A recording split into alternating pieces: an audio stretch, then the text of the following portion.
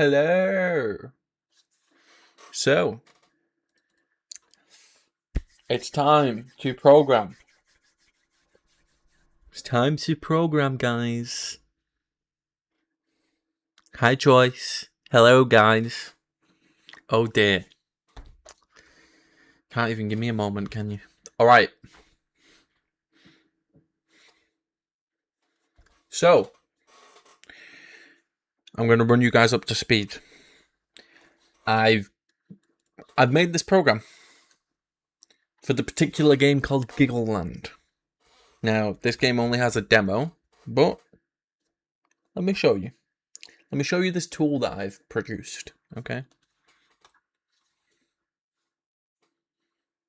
Let me just close this. There we go.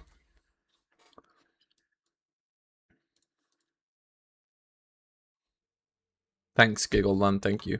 All right. Then we can run this.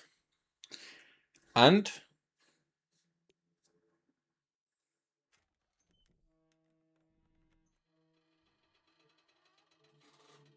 it's going to boot it up. There we go. And we can use this with Giggleland. So we can go ahead and use this tool that I've made.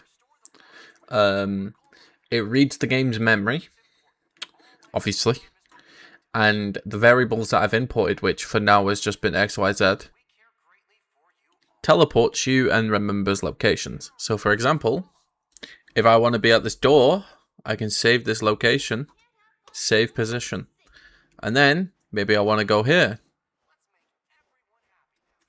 Save this location. So then I can teleport between them. It's good, bro. It's good. Yep. There's also some predetermined locations. We're in area 1. If we were to go to click these, they would just teleport us in a random void. So yeah. And then let's see what else. So I've also made a manual teleport. So this is a fixed teleport. The save positions up here. So like these can never change. You can delete them though. Yeah. But this is a teleport that you can change manually yourself. So if I want to be near the button, if I want to be on top of the button actually, there we go. So I can like copy this location, but then maybe I want to go up a little bit so I can like teleport above it. Boom. Oh wait. Hi TP. Yeah, there we go. There's also flight, but this is very jank. Very jank, yeah. But yesterday, last night to be more specific, I found some variables. And let's just say they're going to be very useful. Very useful. Alright. Here I've got Cheat Engine. Let me attach it to my document. Not my document, Giggleland, my application. That's what I meant, sorry. And load up the cheat table. That is func_add. This is all the possible routes to the function that controls the player. Oh, okay. I need to change these to Fs. They're failing. Okay. This is good. I'm filtering these guys out. F. F. And I'm going to guess this is an F because it had the same memory address route. So I'm going to put an F for that. All right. So here is the different routes, basically, to the memory address of the player controller. You'll notice they all start off with the same offset and end up at a similar spot. As you know, they're all 17219. The only difference is the very ending because they've all got very slight different offsets depending on the variable that I want to access, right? So the default variable that I have these pointed to, like the ones down here, is my vertical momentum. So like if I could lock this and set it to 0, I would float. There we go. And no matter what I do, if I jump, crouch, whatever it is, my vertical cannot change. Or I could make gravity be 0. Set gravity to 0. There we go. Now, I'm going to have to set my velocity to 0 as well. There we go. Boom. And now we can just walk about. We can even change the player speed. Set this to 20. There we go. It's good, isn't it? It's good. So there's a whole bunch of different stuff that are accessible through this function. Oh, okay. The biggest ones are gravity, no clip, and speed probably. So I think I might use these and implement them into my program today. Whilst I program them, I'm going to do some pointer scans, specifically in the second area. So let me turn off the flight quickly and make gravity. I'm just going to set gravity to like 2. Another weird thing about this game is there's a variable called ground force. And whenever you're touching the ground, your gravity gets set to that. For some reason. I don't know why. But basically, anytime you're on the ground, you have a momentum of negative 4.3 vertically. So you're like constantly being pushed into the ground. Don't know why that is. It must just be to reduce floatiness of movement and stuff. Specifically when you're just walking down stuff or dropping down stuff. You don't start off floaty, right? But yeah, see. So it just, yeah, I guess it just reduces the floatiness. Which, you know, the game does feel like it has realistic gravity outside of the fact that you build up insane momentum if you're not on the ground. So yeah. And the way I found this is I attached the mono features to the Giggleland, which is basically a way to read the functions and such in the game. So I can like read the player and stuff, read the player script. Specifically, if I go ahead,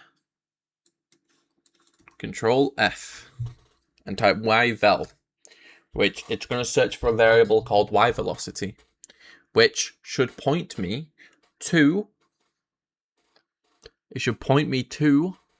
the specific one I've got over here, which it's given it a search. I have to give it a minute, but it's going to point to the variable that I changed initially. The first variable you saw me change where I was floating in the air.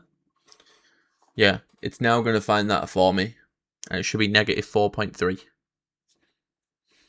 So this here, y velocity.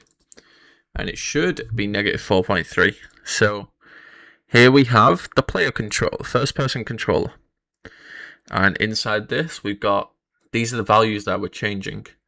So we've got like sprint speed, move speed. We've got no clip mode, max fall speed. We've got grounded, crouching, everything.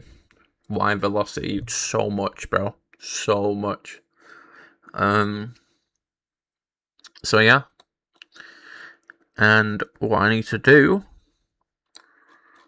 is I need to get into the second area, and it should, the expected outcome of getting to the second area is that we no longer are able to change the values. Right now, these values here are all actual values. If I go through here, they should all turn to question marks. If they don't, that's really good. Okay, they do. Right. So now I need to do another search for all the pointers that were in this second area, because none of them work in this second area. So I need to do a search in this second area and see if I can get pointers that work in both. I don't think so, But I was able to do the player position. That's why the controller, the tool I made, works in both areas. I was able to find addresses that worked in both. But we'll see. We'll see. Let's do it. Let's do some pointer searches. So,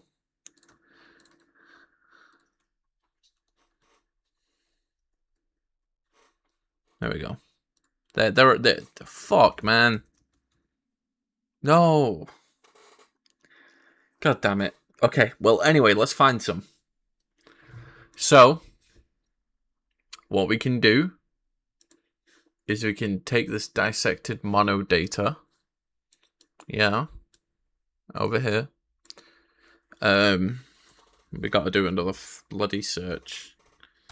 There we go. But we'll do another search. And then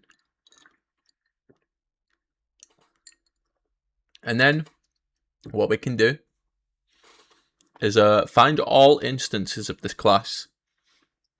Or potential instances. And then we're going to read that memory. We're going to see if the values are correct. And we're going to change them, see what happens. And then we're going to get the pointer addresses that lead to that. So let's see. So, Y velocity. Here we go. So I can do right click, find instances of class. This is so useful. This is so useful. It's a Unity thing. So I like to check the first few addresses. None of them values seem correct. As you'll see, usually we have like, we know no clip mode is meant to be a Boolean, right? There's only two modes you can be in. No, you are either in no clip mode or you're not. Same for is jumping. You're either jumping or you aren't. And then like, you'll notice a lot of them have like memory addresses. Like this is a memory address instead of an actual value. And a lot of these are like not actually floats. They're instead like really small numbers. So it's none of these. Let's check the last few. Let's see. Oh, this looks good. Yes, this is it. This is it. Max speed. Yes. I set it to 20. Yes. Yes. So if I change this to float, here's that 20 right here. So right now, this is the speed I go. Is it really this? Maybe I have to redo the dissect mono. Yeah, I might have to re-dissect the mono.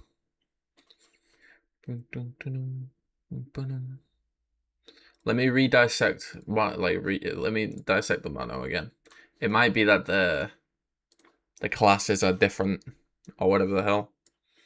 Alright, let's do another search. There's always only going to be one instance in the memory, as far as I know, of the class. So we gotta search through this to find the different ones.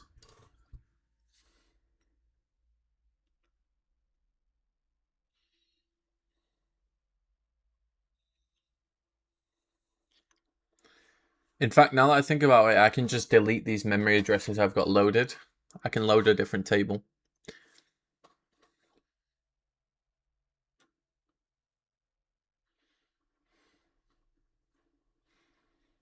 Come on, should find it any moment now.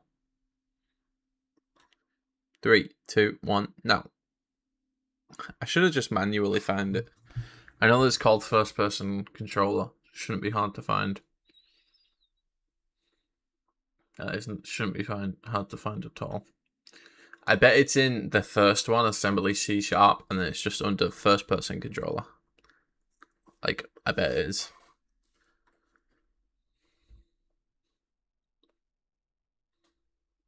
Is there no first person controller in this next area?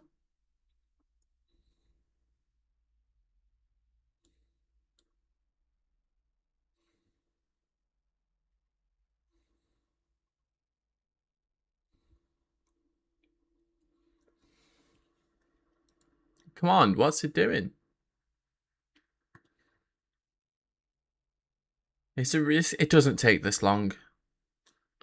The function just must... The class must not exist in this section. They must use a different class or something. I don't know. That don't make sense though. Why would they do a whole new controller for second area? That doesn't make sense.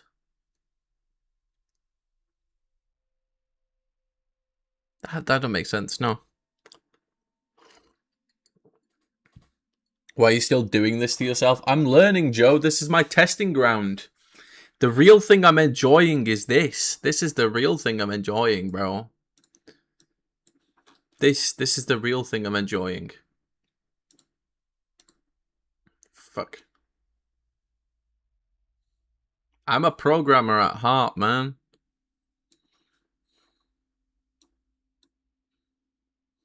I literally do a game dev course, man. I'm learning how the memory works in games. There you go. Also, hi, Joe. I also feel like my code is not that optimal, so I'm going to mess around at some point. But I've learned a lot. Like, I didn't know how to fucking make a UI. I didn't know how to mess with memory or make a UI or like change memory or read it or any of that before this. I knew the core concepts and calling functions and libraries and stuff, but yeah. I know everything about coding, hee hee. You're not funny, bro. You're genuinely just not funny.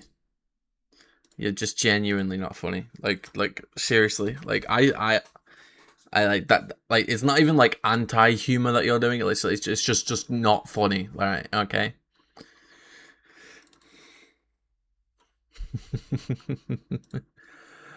All right, let's try this again, but let's do a manual search for the function.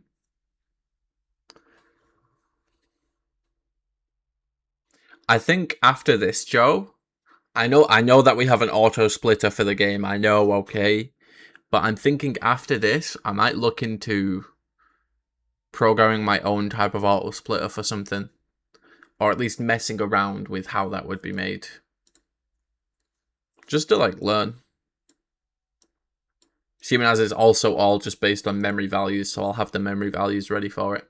All right, let's have a look for the first person controller. Here. And then, here we go.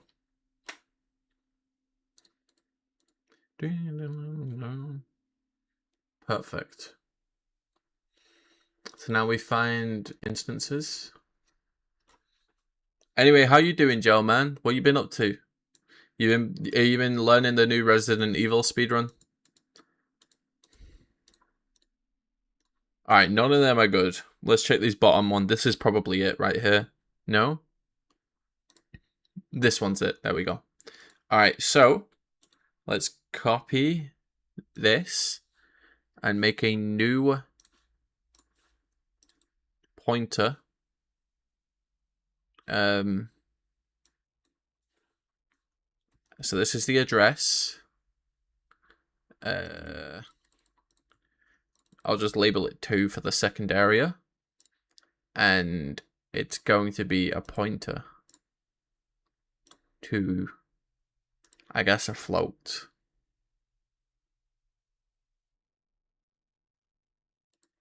There we go. Playing WoW with Elliot. That's just boring. Okay, man. Okay, bro. No, don't save. Would you like to merge? Yes. Alright, so the offset for speed, for example, in this instance was 5C. If I set this to 5C, it should give the value for, hopefully. It doesn't. Okay. Let me have a quick look at the dissect mono again for the offsets. So the offset for the first person speed, move speed 5C. Oh, I'm so silly. It's not a pointer. I just do plus 5C. Yeah. There we go. There we go. All right. It's not using this class. What?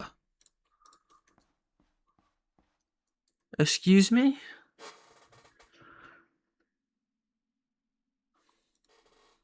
Maybe you're just in a state like this until you get in and out of event or something.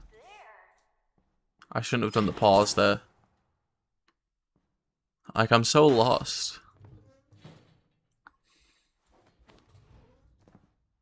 What?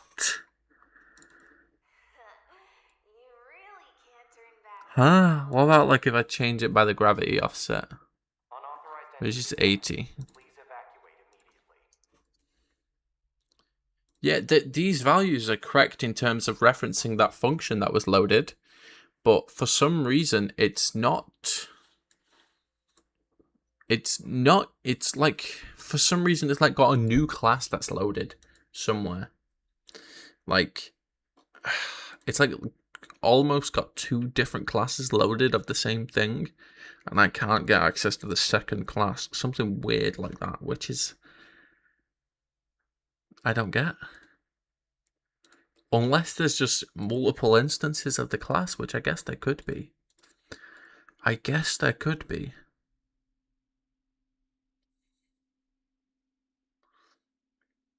Alright, let me go back to the first area and see if there's any very specific values that I could have used to read the memory and see locations. So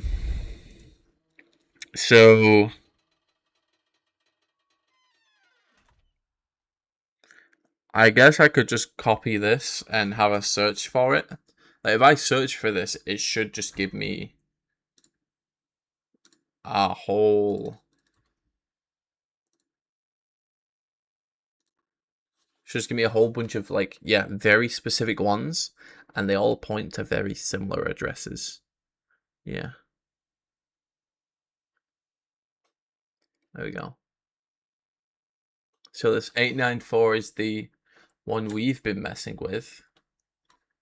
But I wonder if these other ones do something as well. Like, let's add them all and see. Alright, so 708, we don't use this address, so I wonder if it does anything. It doesn't. Does this do anything? This one shouldn't do anything. This one shouldn't either. This one should. Yeah, okay. This one shouldn't. Oh. 924. Okay, never mind. Never mind. But that's really good. The fact that only them values came up, it's really good, because now I can go back to the exit, go to the second area, rescan for them values in this area instead of looking for the function, and see what comes up. So new scan. Nothing. Value between. And then 4.29, 4.31. Float first scan. Yeah, a lot's gonna come up. A lot. Let's just scan a bunch. There we go. So the value I was using was 4.3 and then a bunch of zeros. So let's sort it by value.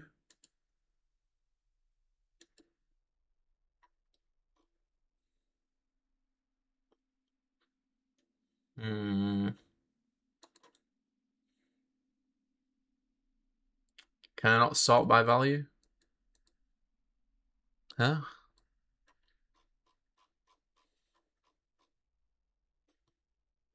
Okay. Let me delete. Don't need them. I don't need any of these actually. Yeah, let me delete them all. Let me add all of these, and then I'm gonna sort by value,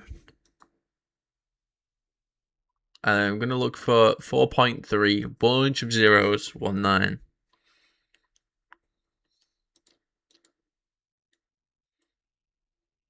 So one of these, I guess, maybe.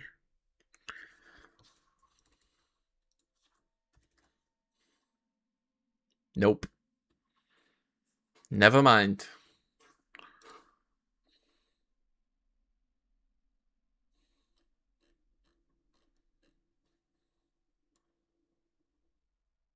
Oh, here we go. I'm so silly. Of course, it's in 4.3000. Oh, here. Oh, I hope it's one of these.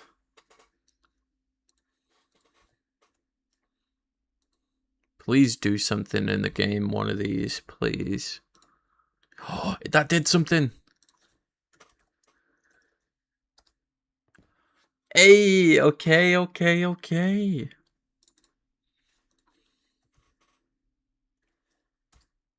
Yes, these are the two I need. They're right next to each other, of course. Now, they should be offset by the same amount. So, like, for example... Okay, 1 minute. Let's give these guys labels. There we go. Sort by description. And delete everything else. There we go. So the reason that I'm constantly bouncing is because of that. So let me set that to 0. There we go. Perfect. Okay. So now I can dissect the mono again. I know. I've been doing this a bunch. I can check for instances of this with the difference that the Y velocity has. So let me load up.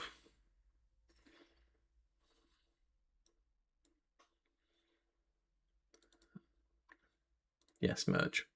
So I want to change the Y velocity by B4. So I should be able to minus... No, sorry. Minus F? That's it? Huh? Grounded force. Oh, it's just... I'm so silly.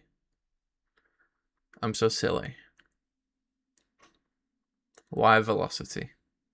That's just the description. I can't believe I just... It's by B4. I need to minus B4. So let me duplicate this. Change this one to minus B4. There we go. This should be the address. This address that comes up should be in this list of options when I do the first person controller and scan for instances of it. Hopefully.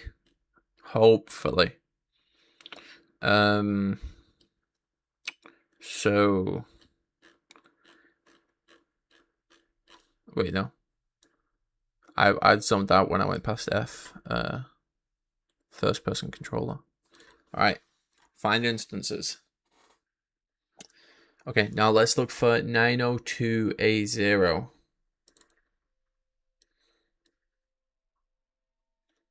What is it? Let's put it here. I didn't mean to do that. Okay. Okay, this go away, please. Oh, it's in a sub of the Windows. God damn it. Okay, give me a moment. There we go. All right. Get up the other windows, bro. Dissect mono. There we go.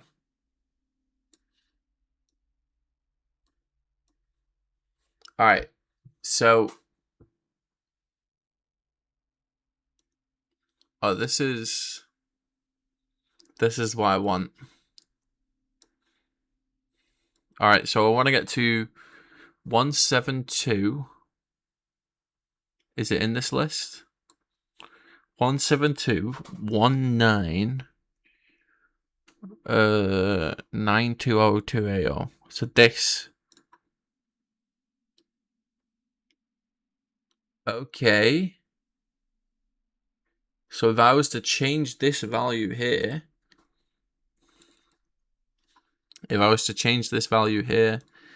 it'd work. Now these other ones,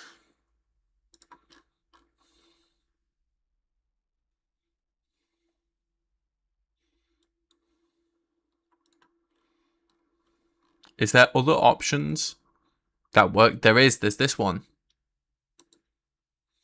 Wait, there's many. Wait, there's many that have the correct values. Oh, okay. This one works as well. Sprint speed 6. Let's... See, so this is the one that I found. But then there's one here that's also sprint speed 6. And there's another one here that's also sprint speed 6. But I assume these are... these are products of the other ones. I assume. Right? So there's... Okay, so there's this address here. Let's just copy all of the addresses. But... Okay, I need to close my tool. Let's add these addresses, give them appropriate names. All right. So add address manually. This one is what I assume is the main function, main instance of the function, and then there's this one, which has move speed, sprint speed. Wait, move speed, sprint speed. Yeah. Yeah.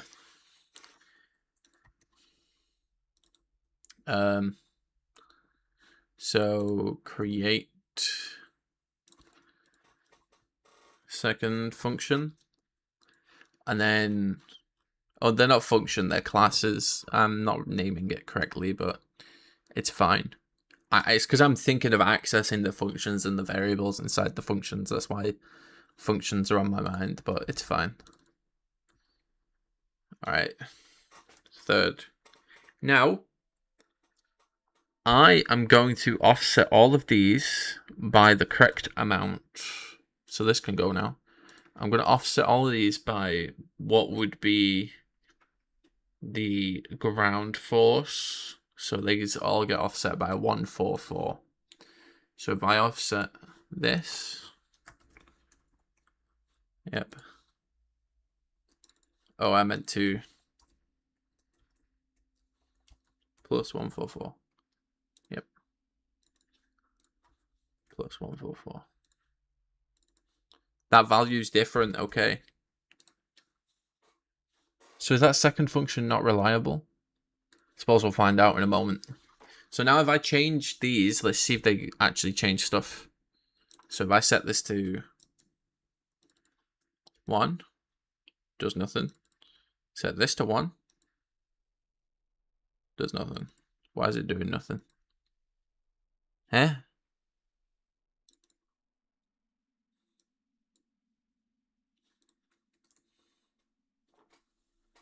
Why is it doing nothing? 3, 5, 4. This is where I want to be.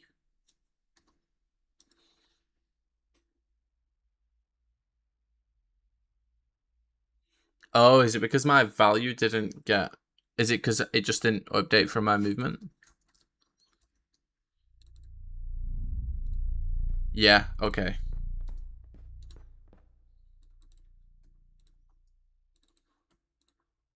Okay, yeah, so it is what I thought. This is what I assume is the main function. Yeah, okay. I think it gets initialized when you hit the ground. I think that's it. No way! How is that only just clicked? When the announcer, when you went to this room, says, how are we supposed to get up there? And we go, at the end, we go into this an exact replica of this room and go to that green door up there.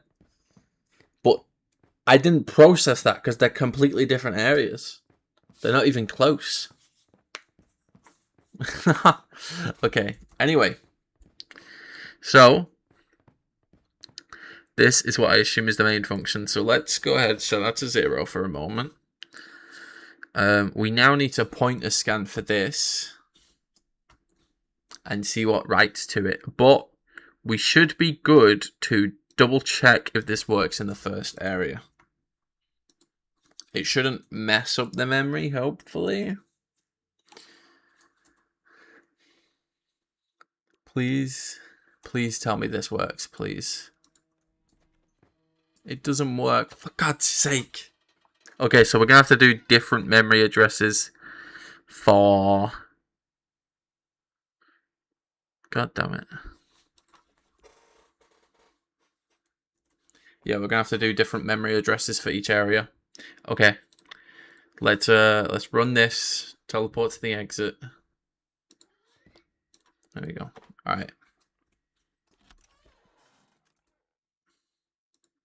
It should still actually work in this area.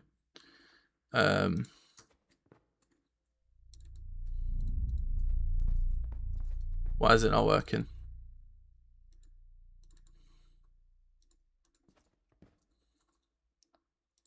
What the fuck? Ah. I'm so lost. Why is it not working? Does this area's memory just change? I should have saved the other functions, am I silly Billy?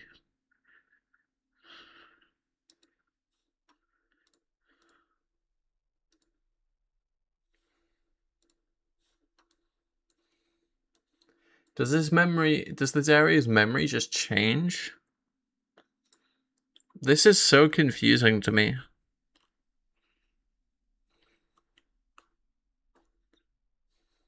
Wait, so it's in C#, first person controllers. Where's the... Oh, come on. No, it's up here. There we go. First person controller. Alright.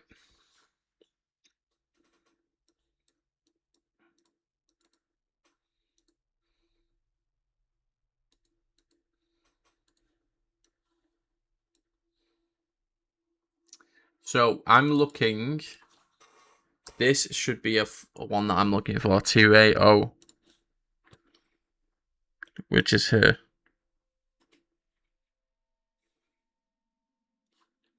Yeah, 280. So if I plus 144, yeah, move speed is 4. What is it that I'm doing when I use the 4 offset? 144 offset. I'm changing grounded down force.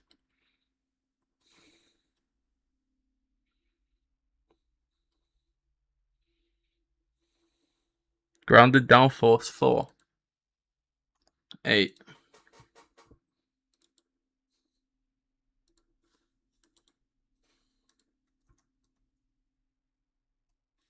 Oh.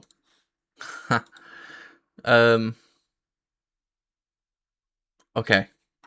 So I don't know if it's that one or not then. Let's see. Well, it's definitely not this one, right? Yeah. Acceleration. Yeah, okay, it's not that one. There's a good chance it's this one.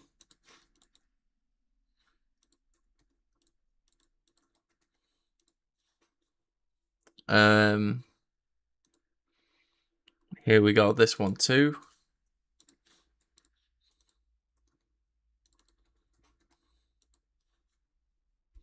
.2AO we've already done. Let's have a quick just skim through.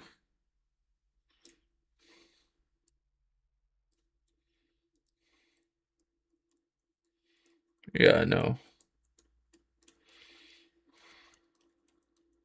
Yeah, nah. Alright, none of them. So, let's give all of these the offset for grounded force, which is, yeah, 144. Okay. Plus 144. Plus 144. Oh, okay. Plus 144. All right.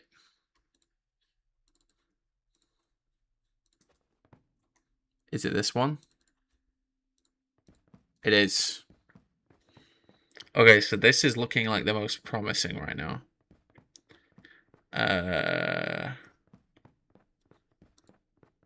Just out of curiosity, where do the other ones point to? No, I don't want to save right now. Add this, merge. They point nowhere, okay. But let's see what happens when I load the other area.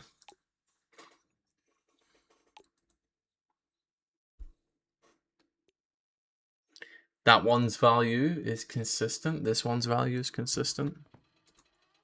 All right, let's see. Okay. Yes, this is pointing here. Okay, so these are net.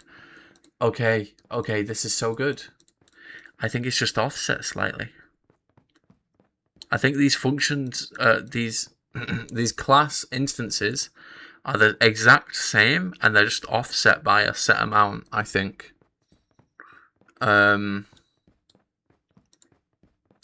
So, like, if I was going to... Let's find the offset difference of this. I guess it would just be...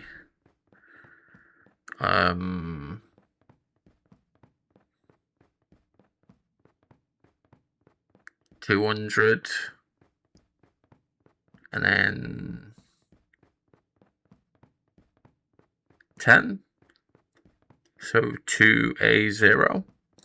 If I was to add 2A0 onto this, it should point to the other one. Right?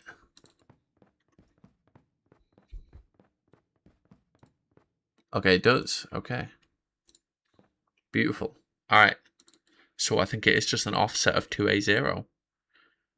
Which is really good, because it means I can load the memory basically the exact same. And if one fails, I can load it the same. I can just offset it. That's really good.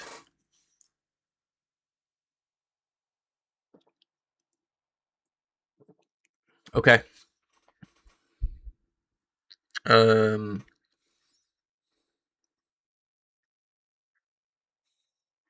So now, that means if I go into the other area, all right, let me teleport to the other area again really quick. If I go through here and I offset my pointers by a certain amount, do they work? They should work. So like this. Oh, it fails to point. Oh, so even if I add an offset of where it goes to A0 here. Yeah, 2A0. And then 5C, it doesn't even matter, does it? Doesn't even matter because it fails here. So, I guess I'm going to have to find both routes to both of these addresses. So, like, find the route to this address. And then find the route to this address. Yeah. Find the route to both of these addresses. And then hopefully, well, I suppose I've already essentially done this address of the first one, because these point to it. So really I should just be scanning this one.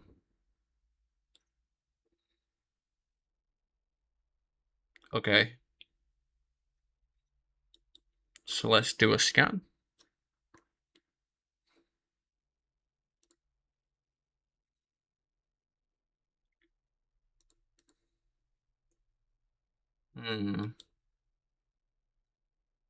Let me delete my old pointer maps and stuff and such. All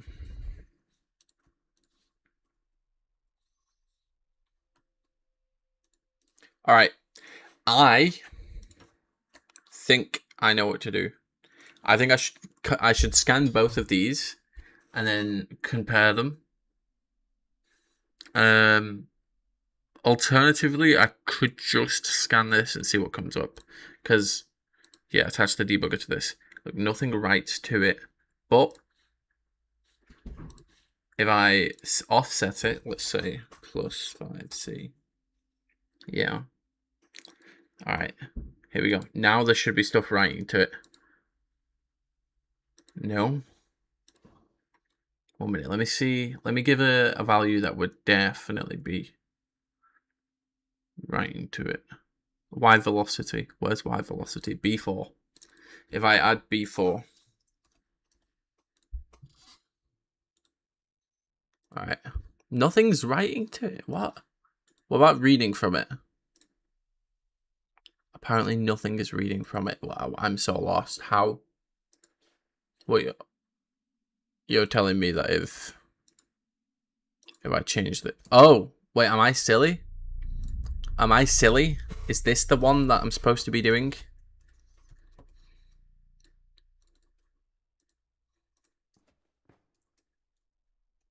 The hell?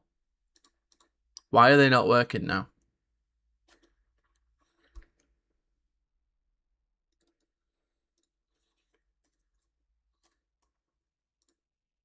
Is this one? So the main function's working now. I swear it was this one that was working a minute ago. Or something.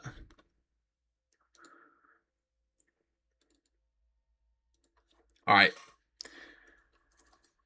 I don't think there's anything that writes to... Yeah, there isn't anything that writes to a pointer, which makes sense. That makes sense. But when I change this to be a variable, I can find out what's being written to it, I believe. There we go. And it's got an offset of B4. So I need to give a scan. So let's do a pointer map and do a scan. There we go.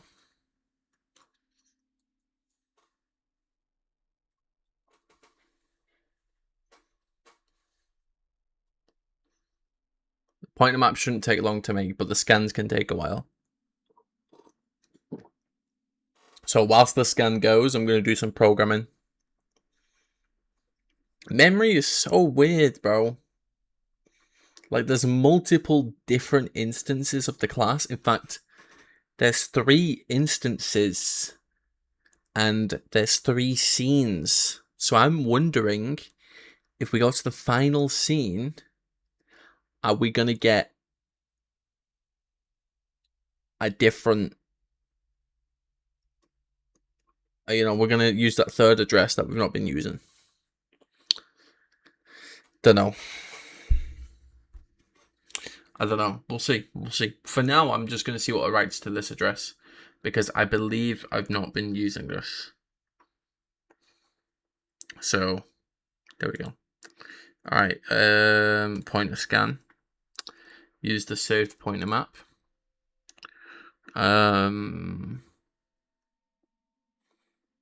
Okay. We'll just label it scan 1. There we go. Now, I don't know how long this scan is going to take. Usually the first scan is not long at all, so we'll give it... That was fast. What?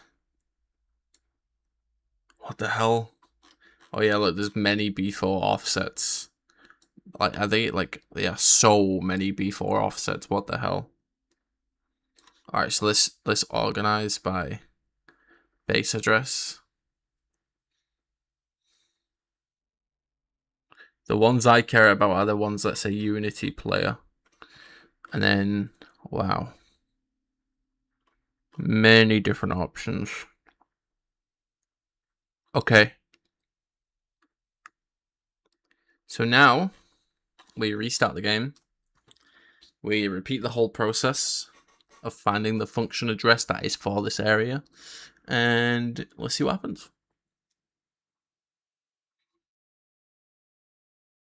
So,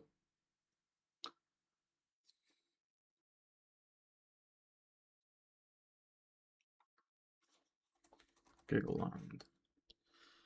I'm just scared I'm gonna mess them up and lose everything. But frick it. Alright, attach it to Giggleland. Attach it to Giggleland. Okay, alright, I get it. Let me close you. Alright. Giggleland. Yes, keep the current address list. Alright. Continue. Yeah, so they don't work as expected. Let's see if the offset between these would work though. Like, what is the offset?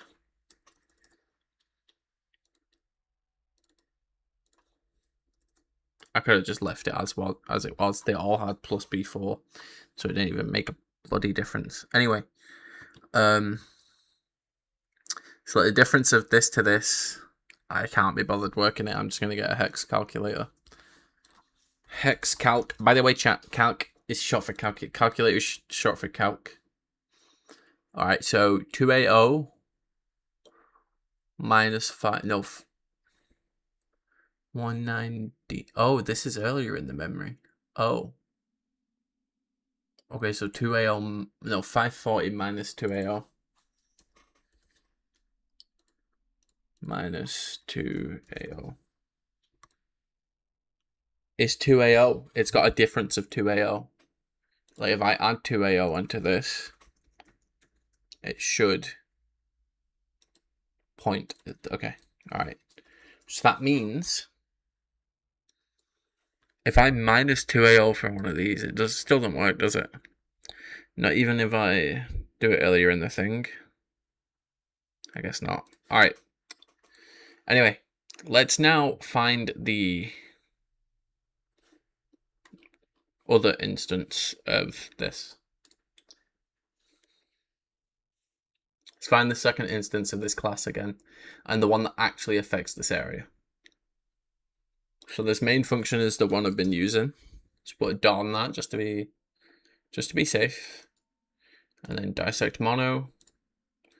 And let's go to the first person controller. And first person controller. Get the instances. And then, just to be safe, let's check the earlier ones, even though I'm sure they're all invalid. Yep. Alright. And then let's check these last ones.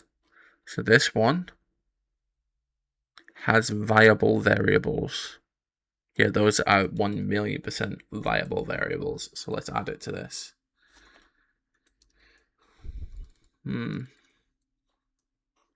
Scan 2, 1. And then invalid variables, invalid variables, invalid variables. Okay. Yeah, so I am convinced now that each scene loads their own instance of a class for some reason. It might be that it doesn't destroy the player, because there is a script about keeping the player / destroying it. Okay, well, let's check if this works. So this is S21. If I do plus 4B,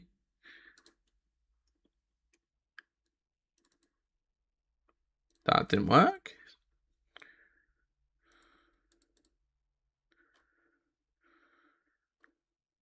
Oh wait, sorry, plus B4.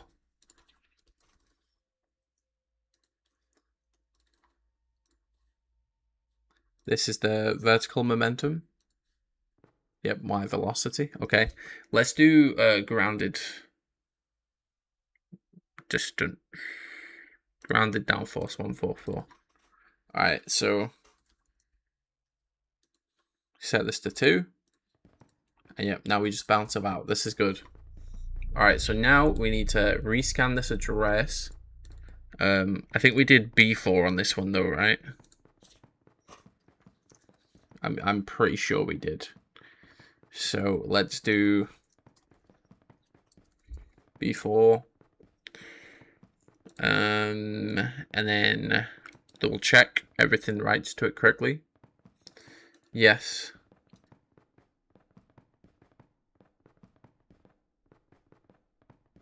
Okay, offset of B4. So let's generate another pointer map. I still don't like fully understand everything, but like the more I use the app, the more everything's clicking in my head. Especially when I'm like waiting for these like scans and stuff.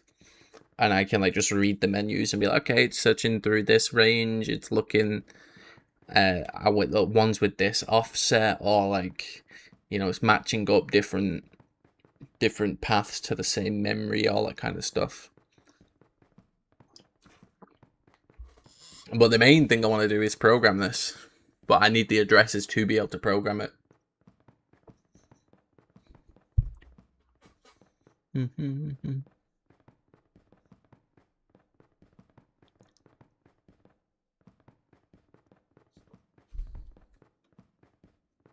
There we go. All right. So now we pointer scan. We use the map 2.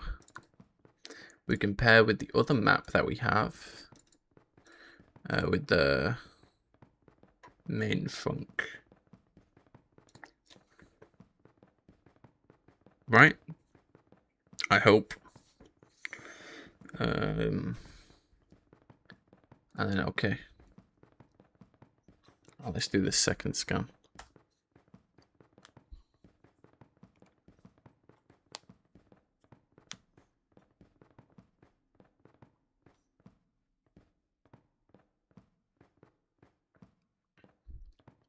Okay.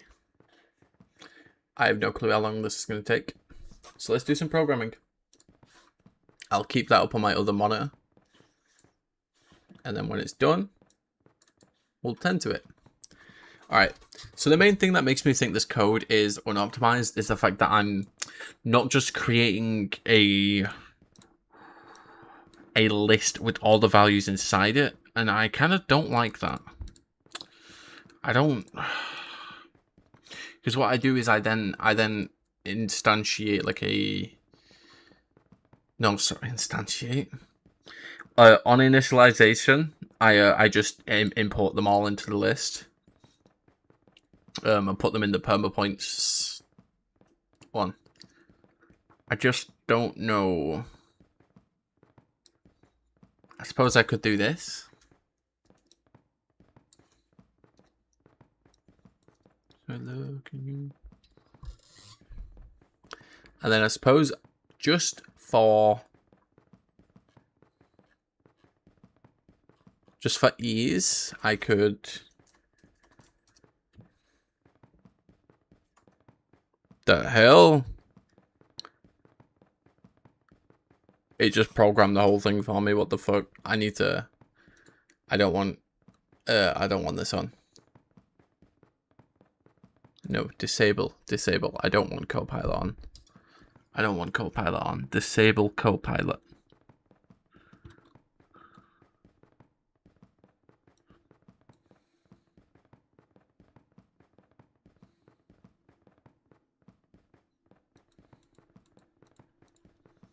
It just programmed the whole fucking thing for me. Add permapoints. And it takes in a title and a position. Yeah. A string and a vector 3. And then adds it. But I also want this implemented. There's a spider.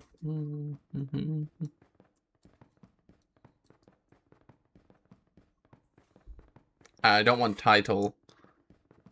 I want the I want this. And then I want to be able to input the lists. So list.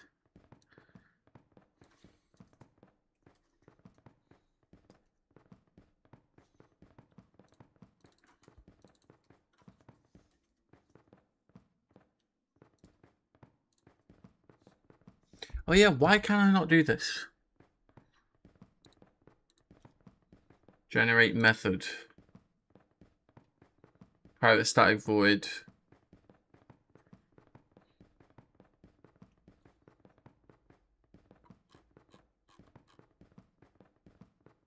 Oh, do I need to make it static?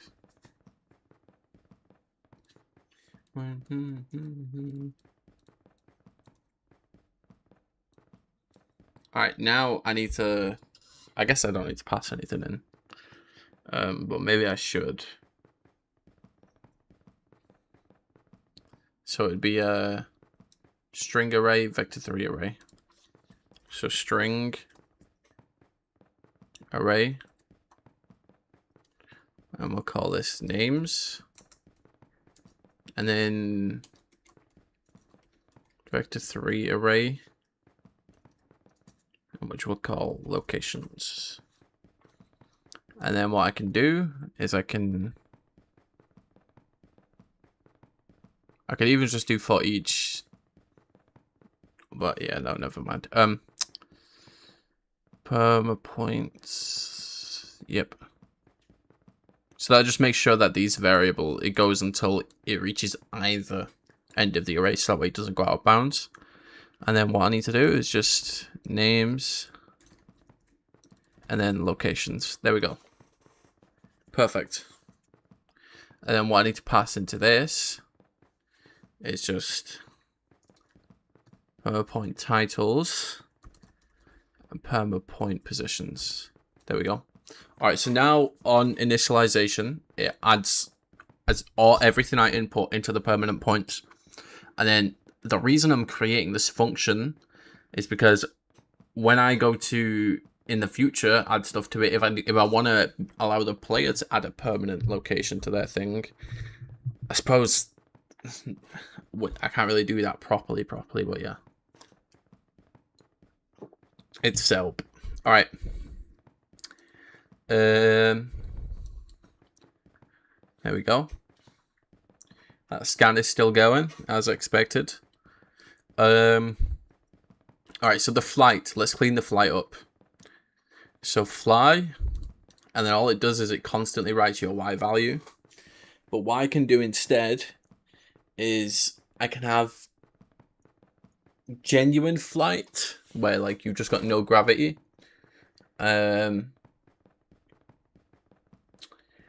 Or I could do something where I limit the Y velocity going below 0.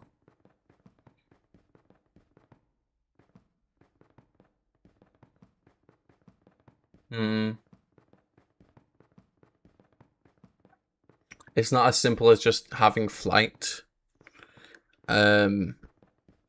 Because say you want to go up or down, well then if you go up, I can't just write the Y value, can I? So I'd have to disable gravity instead, but then I'd have to have you still fall down or stop at a certain point. Because it's physics based, so maybe I could have the flight just be...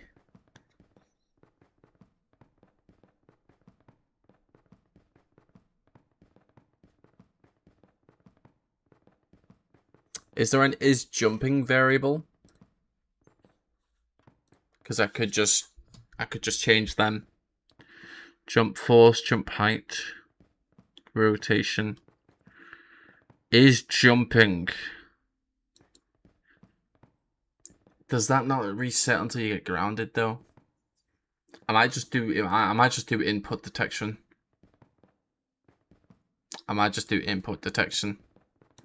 Like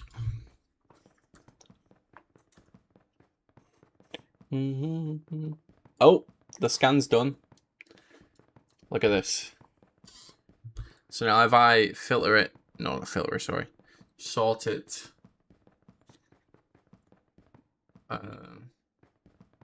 Unity player. Here we go. Look at all these addresses.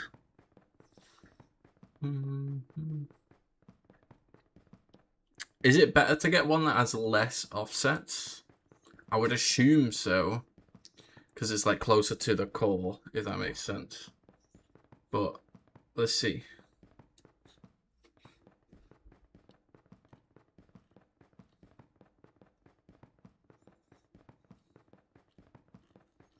Yeah. Maybe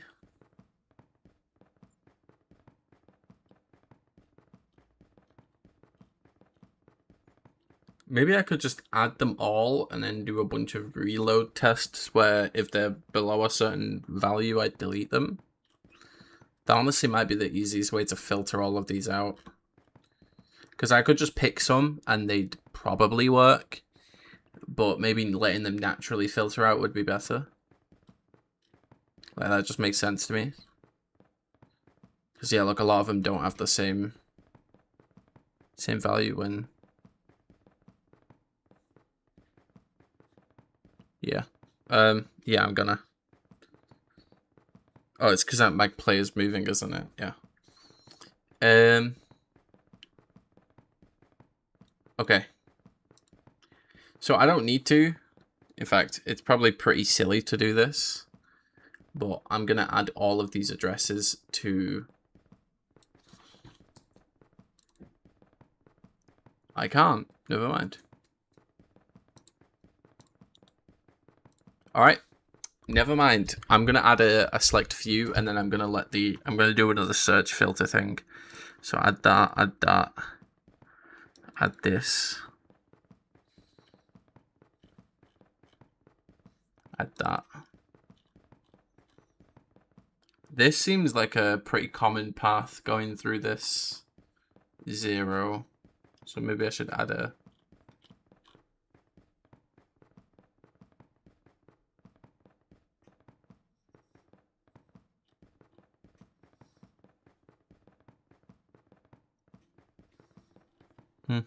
Hi, cat. Yeah, I'm just gonna add a few random ones. And then let's see what happens. I know that this game loves to put stuff at the back of the memory as well. So let's do a couple of these. There we go. Alright, now let's do another scan again. And we should be good. We're breaking the game. We are breaking the game. So, I don't know how much you've kept up with me making my tools and stuff, but I programmed this a couple of days ago. There we go. And it allows you to teleport and save your locations and stuff and fly, all that jazz. So like flight, it's very jank. That's what I'm looking to fix today. But look, I can like fly and it's like, it'll like keep me up to this height. Or I can go to some predetermined locations that I've manually put, like I've hard coded in. So I've like hard coded this computer location. Or I've hard coded the levers area for practice. Or if we go back to the main menu, which I don't want to go to the other area, it'll remove my stuff. But yeah, or like the vent, we can practice the vent. So there we go. But I'm looking into the only reason the flight is rough is because I'm not changing gravity, so you're still falling. All it's doing is constantly teleporting you back up to where you initialized the flight. So what I'm going to look into doing is changing the variables of the gravity, which I have been finding, and I have right here, right? I have the gravity right here. If you look through this list, you'll notice they're labeled pretty appropriately. Gravity force, acceleration, move speed. And I can manually change these in Cheat Engine every time I find these variables in the memory. In fact, look, right here. This, if I change it, watch what happens. Boom, I bounce. So I could lock this in at 0. There we go. And then I could do high TP flight. There we go. And now I am genuinely flying about. Let's go to the levers. There we go. Like flying above the levers now. So all I need to do is I need to find the permanent location in memory of all this stuff. And, you know, actually program it. And so I'm in the middle right now of finding the permanent locations of these. I've technically got a whole bunch I've got like a whole bunch right here. All these. But I need to do another scan. Okay, let me see. 5.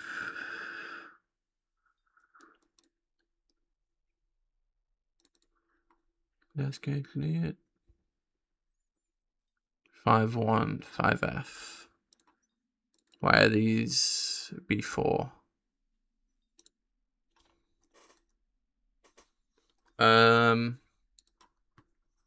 What variable is this? Let's just delete these for now. 189 is so beautiful. Yo. Oh yeah, so these go down a different path.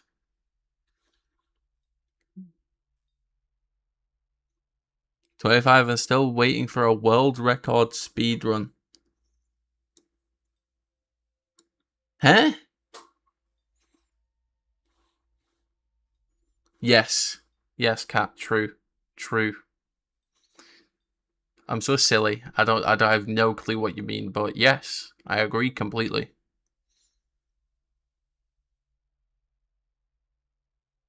So if why is this a different memory address? Have I set this to 3? Is this not the memory address I've been messing with?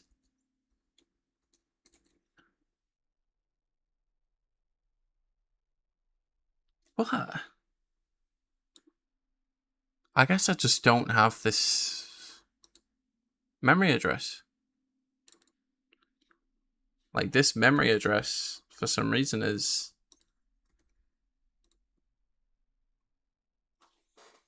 What? Oh, right.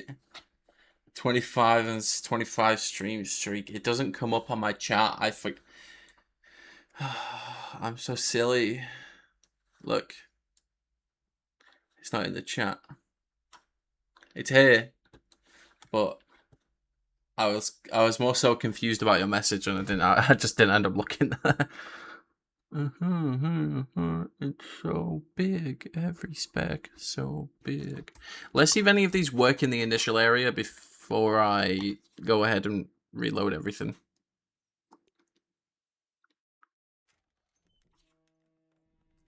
Some of them are pointing to values. That is a really good sign. Let's see.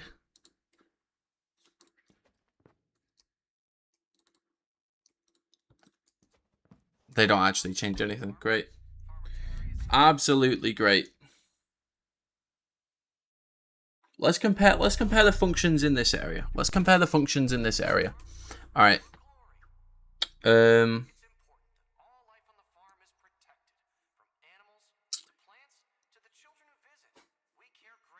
So now we have to dissect the mono this area. Unity. First person player controller.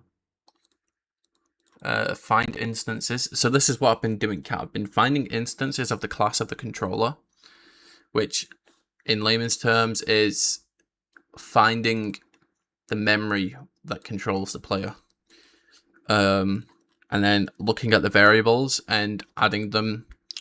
Looking at the variables here to see, because all these aren't instances, they're just potential instances.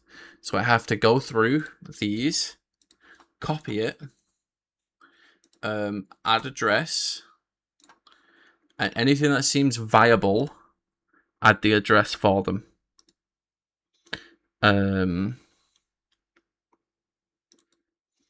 Copy selected the keyboard.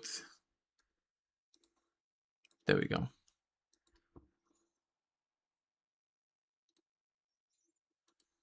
Okay. And then, so these are the potential ones here at the bottom. So now if I add B4 to them, which is the offset needed for the gravity. Let's see if they work. Okay, so this points to 0, which shows me I don't think that's for this area. I think this one is for this area. And it is. Set it to 10. There we go. All right. If I want to bounce, I do an offset of 144 instead and set it to like 10. There we go. And now I'll bounce constantly. There we go. So this points to this. Let me just do B4. Now I should do a pointer map for this area, compare it to the other area's pointer map. So let's do a third pointer map. Compare it to the other area's pointer map. Compare the variables, and see if compare the I'm yapping now. I'm just yapping. Basically, the pointer map is all possible routes that lead to that variable, right? So right now I'm looking at the variable of my y velocity. It's like how fast I'm going up and down.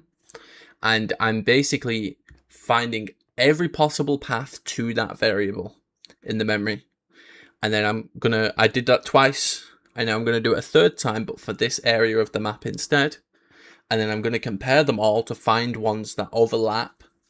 And see then if I can use the ones that overlap to access them in all areas of the, like all areas of the map. I can access that variable, hopefully, if I use that. But we'll see. We'll see in the moment. Well, in like 10 minutes when it finishes scanning.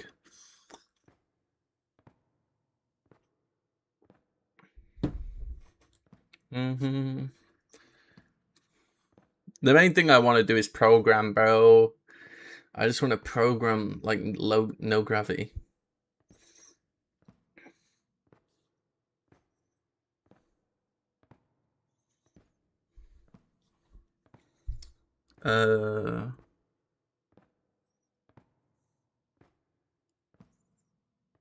Okay. So now we pointer scan. We use the third map. We compare with the first two. So map 1, main function. Map 2. It's gotta be this that I did. It's gotta be that I did. And then we give it a scan. Let's call this the third scan. There we go. And I'm just going to leave this in the background because it's going to take a while. It is going to take a while. So let's leave that over there. Now let's do some programming. So I think I'm going to handle the height by detecting the player input. And if they press space, we set negative gravity. And if they hold control, or maybe E and Q or something, I don't know. But yeah, so I'm GUI. Is there a way to get inputs or button or key?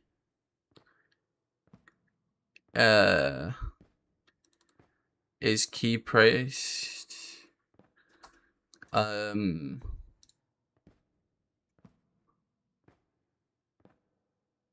Get key index. Yeah, why is fuck off Copilot?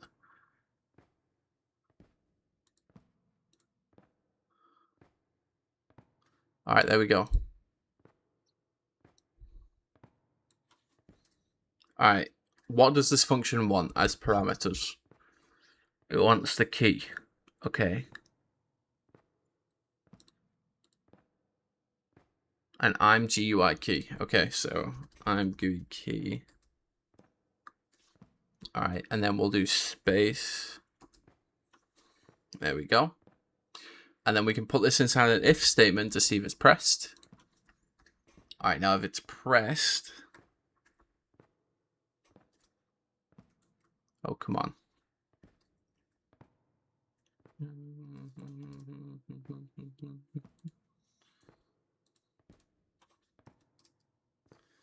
All right, so if it's pressed, Can I do held, actually? Is key pressed? Let's see. IMGUI is key down. There we go. Is key down. In fact, I can just pass that in as a variable every time. Yeah, I can just do I could just do the detection on here. So IMGUI is key down. IMGUI key space. There we go. And I can pass that in to flight. There we go. In fact, I could even... No, wait, what is it? Oh, it's just fly. And I'll do. That's fine. If space key is pressed, it doesn't return... Oh, it returns a float?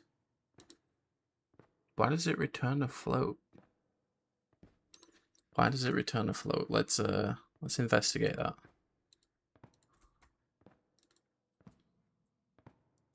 Bool, yeah, it cannot convert bool to float. Oh no, it's because I'm passing in a float, but that's previous. Now, I want to pass in flying. All right, so now if flying, then we fly. In which case, set gravity. Sorry. I'm gonna do if holding space. Yeah, I'm gonna do if holding space. Because I want the flying, like if the player wants to fly or not. I also want to do if they're flying up and flying down.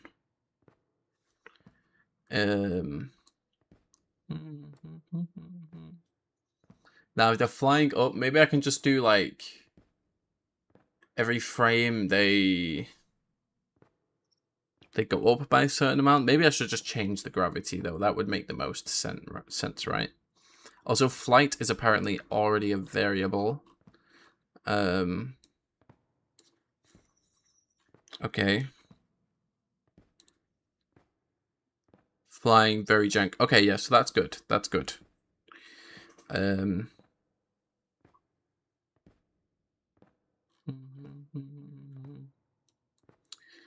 So I can write a float. Oops. Here. And then what I want to do is I want to do the offset. I need to do an offset class. Oh, the pointer scan's done. And there's a lot of overlap, which is good, I think.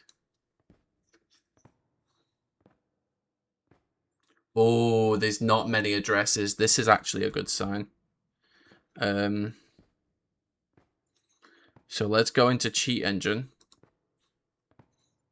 Set the 144. Set this to 0 so we stop bouncing. All right. There we go. And then these all should go to 0. Yeah. All right. So these are correct addresses. Okay. Let's add a bunch. Add that, add this, add this.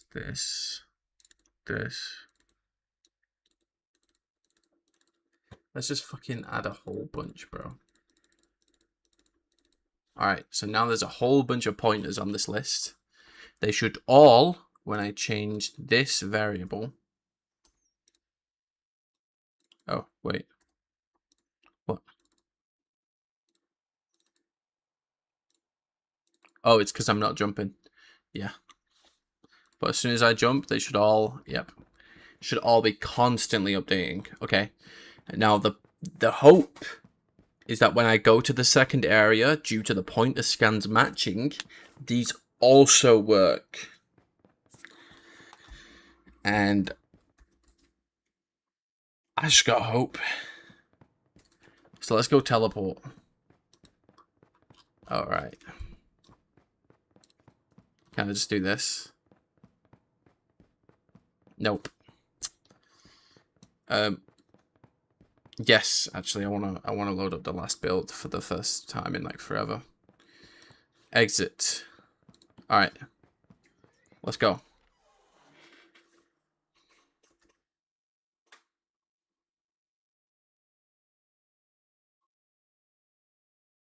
The game crashed? Huh? The game crashed?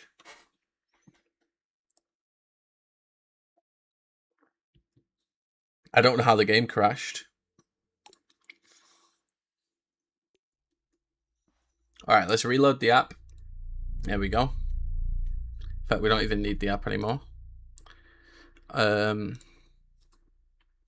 So now we need to get cheat engine. And they are all fucking question marks.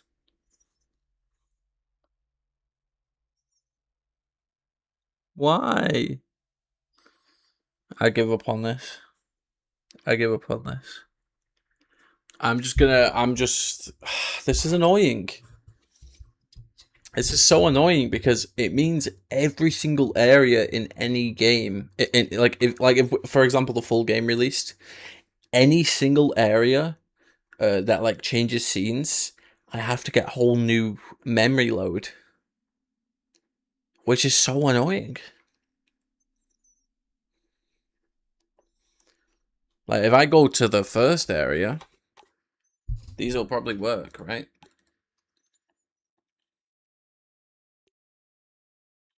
Oh, I'm so silly. I'm so silly. I didn't attach the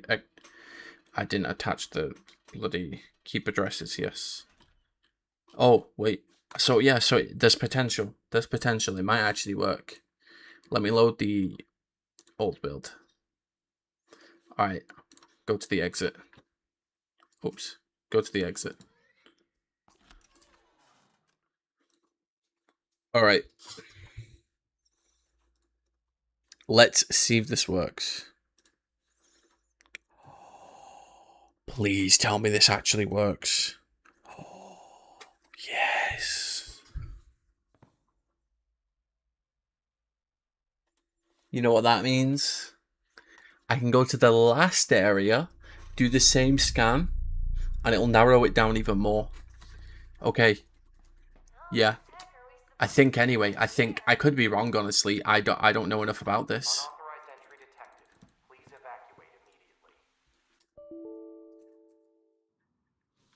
Let's go. Let's go see. Let's get to the third area.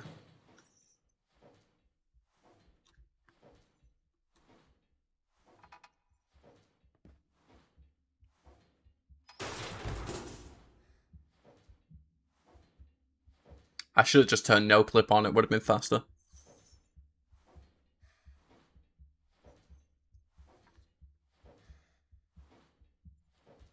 Please tell me one of these just works in this area. There's a good chance that one of them just works. Why have I got so much... Why do I keep gaining momentum? Oh my god, wait, this pointer works in this area? Oh my god, this pointer works in this area.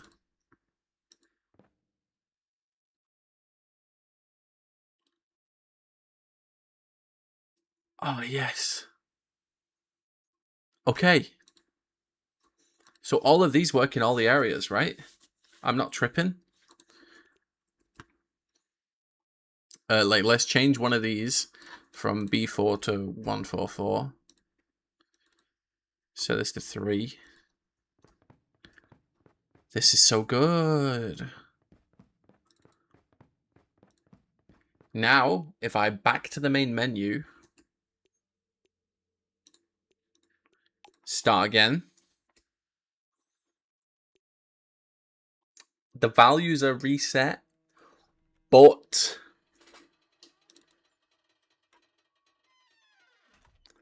Let's change this value to 3 and we should bounce. Yes! Okay!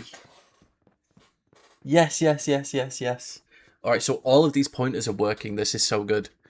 Oh, this is so good. Alright, so I've got a chunk of pointers here. And this isn't... Alright, this is not needed.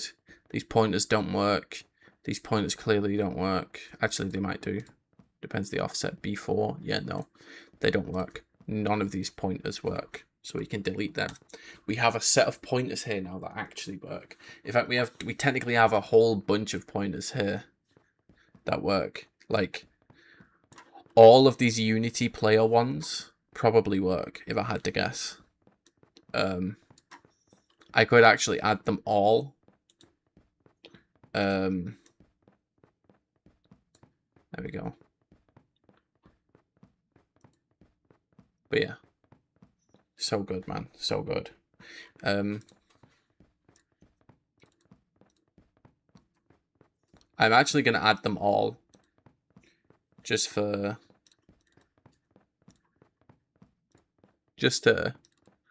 have a quick test.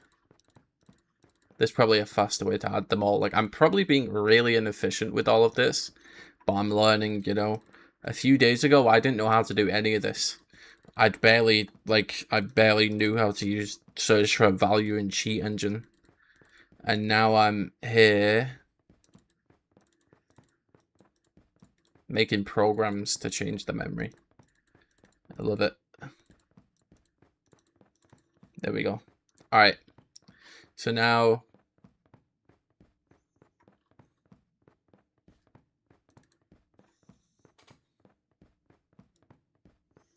Yeah. Alright. This is the final cheat table. This is the final. There we go. Alright. So now if I change any of these offsets, like this one, from B4 to 144, it should show 3 or whatever. Yeah. Which is the same offset as that. Yes. Alright. How similar are all these actually? I probably should have left that open. Anyway. Now we've got all of these. Let's check if they work in the second area. Teleport to the exit.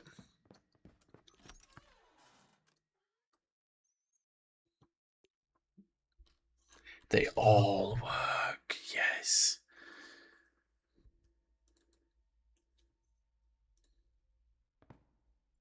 They all work. Let's go. Perfect. And then they work in the last area too. Okay, so that getting... Oh, I should have done the computer. Actually, no. Fuck it, let me actually use my tool, bro.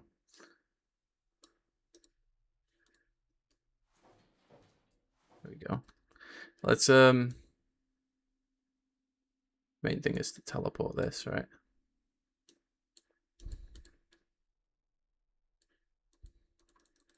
Hi, TP, come on. Kill my momentum, bro. There we go. Alright. Where am I? Oh. The exit's this way? Bro, it's weird. This is so weird.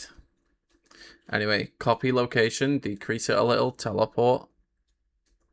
Can I not interact with this door through the wall? I guess not. Even more down? Okay. There we go. Alright, do these all work in this area too?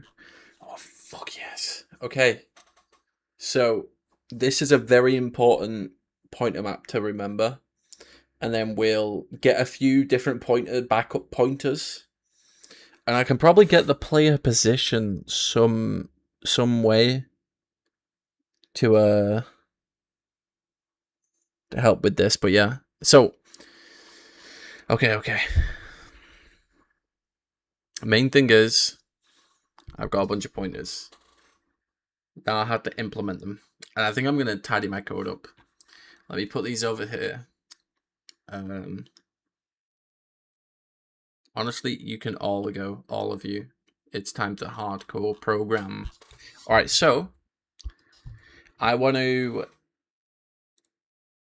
I want to set gravity by quite a lot. Like, maybe I could just hard code it in. That's what I've been meaning to say. Maybe I could hard code the flight values. Or maybe I can make float inputs for them. It's not hard.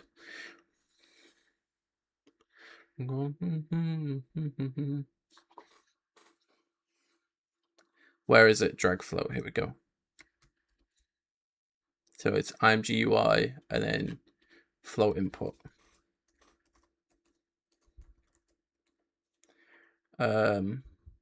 Input float.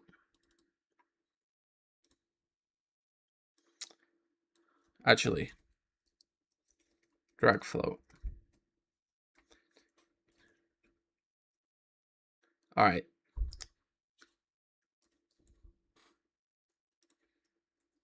And maybe I can do that.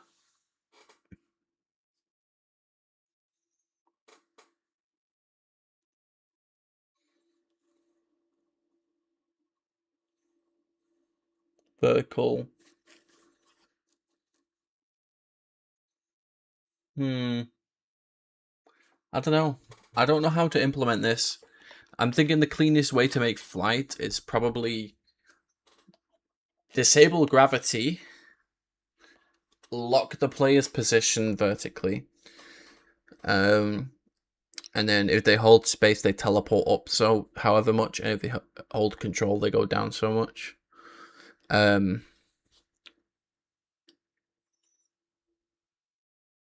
Oh, they want a reference to a variable, I'm guessing. All right, let's do that. Float flight vertical speed, which by default I'm gonna do 0.1f. I think it just makes sense to me.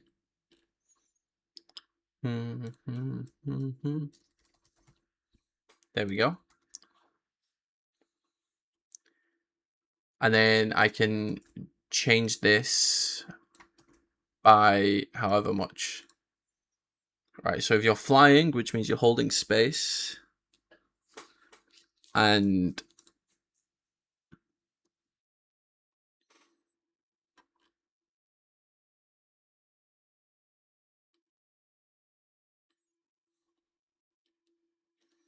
I need a checkbox. Flight very jank. Here we go. Flight. All right. Yeah. So then fly. Okay, so you want to reference this. Yeah, so this is good. That's all good. But I want to be flying as in...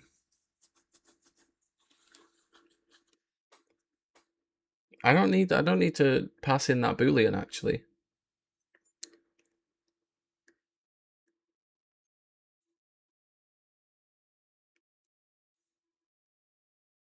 I just need to be flying up or down.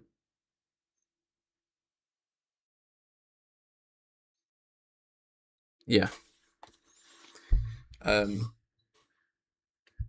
Okay.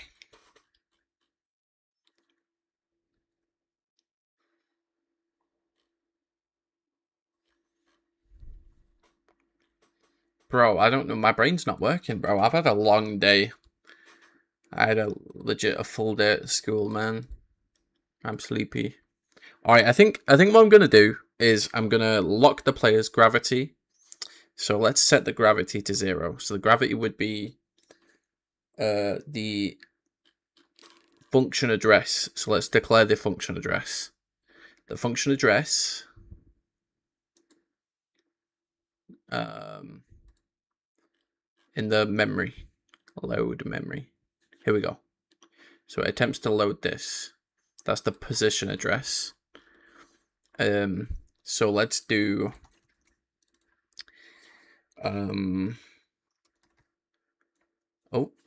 func address, and the func address, I'm just gonna set it to whatever a random one is inside func address, and I'm just gonna get this. I'm gonna set it to one of these. I think a lot of them have. God damn it! Can I open the actual thing, please? 63A0 0. 63A0. So a lot of them go through that 63A0 0. So I think I'm just gonna. I think I'm just gonna do that. Do one of these. 28, 90, 70. Yeah, I'm gonna do this. I'm gonna do this address. So now what I'm gonna do is I'm simply gonna import these offsets and this address in my memory loader. So module base, and then this offset, and then 60, and then 3AO, 8, 70, 90, 28. There we go.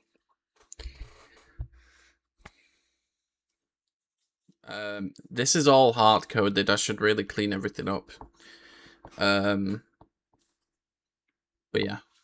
So now, oh, did I do fun address? I meant to do func address. Func address. There we go. All right. So now the function address is this, and now if I offset them by any of the dissect mono, it's not gonna work, of course. Yeah. By any of the offsets in the Google landing, then it'll work. So maybe I should make a list of offsets or a class of offsets. I'm gonna have to dissect mono again for like the millionth time today and get all of these locations. Oh, yeah, I need to actually attach it to the program. Suppose this is one more time to check if it's all working, which seems to be working perfect. Dissect mono. All right. So now I need to remember all of these offsets. There we go. First person shoot. Not first person shooter. First person controller. Could I also offset? Could I offset this to find other ones near it? Like if I was to minus a certain amount of something, would it work? Like the difference between these two? Like, are they always the same distance in memory? It would make sense, right? Especially when these fields are always the same offset, but I don't know. That's a future me thing, though. That's a future me thing. I got a lot of stuff I wanna remember the offsets for here. Give me a moment. Give me a momento.